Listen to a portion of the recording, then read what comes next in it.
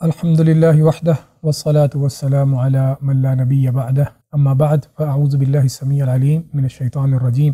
سورۃ الذاریات آیت نمبر 56 میں اللہ عز و جل نے ارشاد فرمایا وما خلقت الجن والانس الا لیعبدون، میں نے جنوں کو اور انسانوں کو اپنی عبادت کے لیے پیدا کیا ہے۔ یعنی کہ جنوں اور انسانوں کی پیدائش کا، ان کی خلقت کا جو اولین مقصد ہے وہ اللہ تعالیٰ کی عبادت ہے۔ باقی امور زندگی جو ہیں ان کو ثانوی حیثیت حاصل ہے۔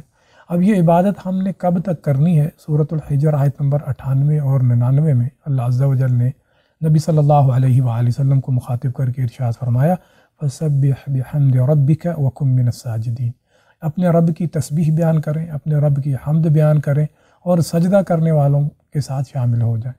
وعبد ربک حتی یأتیک الیقین، اور اپنے رب کی عبادت کرو یہاں تک کہ آپ کو یقین یعنی کہ موت آ جائے۔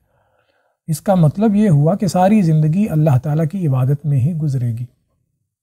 لیکن افسوس کے ساتھ کہنا پڑتا ہے کہ کچھ لوگ جو ہیں انہوں نے کچھ مہینے، کچھ دن، کچھ راتیں ان کو مخصوص کر لیا ہے عبادت کے لیے۔ جیسے 22 رجب ہے تو کنڈے بھرتے ہیں، اس میں 27 رجب کو معراج کے نام سے محفلیں منعقد کی جاتی ہیں، 15 شعبان کو بھی کوئی محفلیں منعقد کی جاتی ہیں، مہینے کے مہینے ختم بھی دلواتے ہیں 11ویں کے نام سے۔ تو پہلے تو یہ سارے کے سارے اعمال سنت سے ثابت نہیں ہے، اور دوسرا یہ ہے کہ کسی دن کو، کسی مہینے کو، کسی وقت کو عبادت کے لیے مخصوص کرنا یہ دلیل کا متقاضی ہے۔ ایسے نہیں ہو سکتا کہ ہم کسی بھی دن کو، کسی بھی مہینے کو عبادت کے لیے خاص کر لیں اور اس کی پھر جو ہے کوئی خاص فضیلت بھی بیان کرنے لگیں۔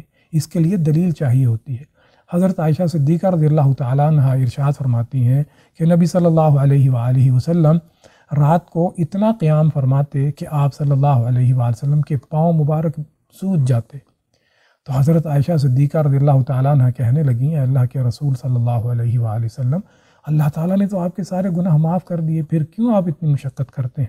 تو نبی صلی اللہ علیہ وآلہ وسلم نے ارشاد فرمایا افلا اکون عبدا شکورا، کیا میں اپنے رب کا شکر گزار بندہ نہ بن جاؤں؟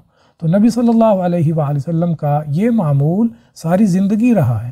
آپ صلی اللہ علیہ وآلہ وسلم ساری زندگی رات کو قیام فرماتے تھے۔ اکثر اوقات آپ صلی اللہ علیہ وآلہ وسلم روزے بھی رکھتے تھے، کبھی نہیں بھی رکھتے تھے روزے۔ لیکن کسی دن کو، کسی مہینے کو عبادت کے لیے اگر خاص کرنا ہو تو اس کے لیے دلیل کی ضرورت ہوتی ہے۔ اب شعبان کا مہینہ ہے تو اس کی فضیلت یا اس میں جو خاص عمل نبی صلی اللہ علیہ وآلہ وسلم سے ثابت ہے وہ ہے زیادہ سے زیادہ روزے رکھنا۔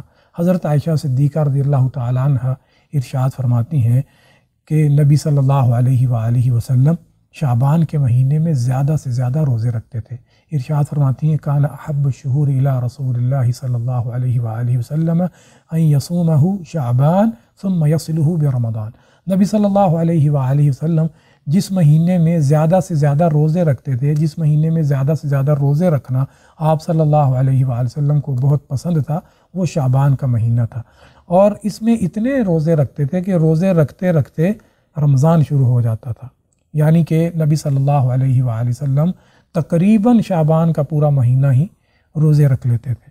حضرت اسامہ بن زید رضی اللہ تعالیٰ عنہ کہتے ہیں کہ جب میں نے نبی صلی اللہ علیہ وآلہ وسلم کو دیکھا کہ آپ شعبان کے مہینے میں زیادہ سے زیادہ روزے رکھتے ہیں تو میں نے نبی صلی اللہ علیہ وآلہ وسلم سے اس کی وجہ پوچھی کہ آپ شعبان کے مہینے میں زیادہ سے زیادہ روزے کیوں رکھتے ہیں؟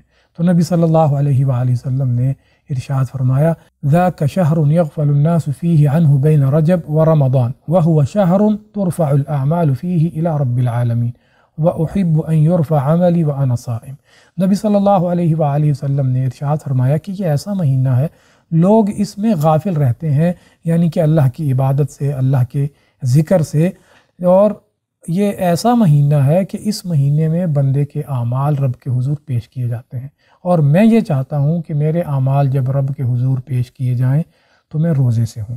تو شعبان کے مہینے میں جو نبی صلی اللہ علیہ وآلہ وسلم کا خاص عمل حدیث کے مطالعہ کے بعد ہمارے سامنے آتا ہے وہ زیادہ سے زیادہ روزے رکھنا ہے۔ تو ہمیں بھی چاہیے کہ ہم نبی صلی اللہ علیہ وآلہ وسلم کی سنت کے احیاء کے لیے، آپ صلی اللہ علیہ وآلہ وسلم کی سنت کی ترویج کے لیے، سنت کے ساتھ محبت کرتے ہوئے رمضان المبارک کے مہینے میں زیادہ سے زیادہ روزے رکھیں، نہ کہ صرف 15 شعبان کو کچھ مخصوص اعمال اپنی مرضی سے کر لیں اور سنت کو چھوڑ دیں، ایسا طرز عمل قطعاً جو ہے وہ قابل قبول نہیں ہے۔ اللہ تعالیٰ سے دعا ہے کہ اللہ تعالیٰ ہمیں نبی صلی اللہ علیہ وآلہ وسلم کی سنت کو، آپ کے طریقے کو، آپ صلی اللہ علیہ وآلہ وسلم کی سیرت کو اپنانے کی توفیق عطا فرمائے۔ آمین۔ وآخر دعوانا ان الحمد للہ رب العالمین۔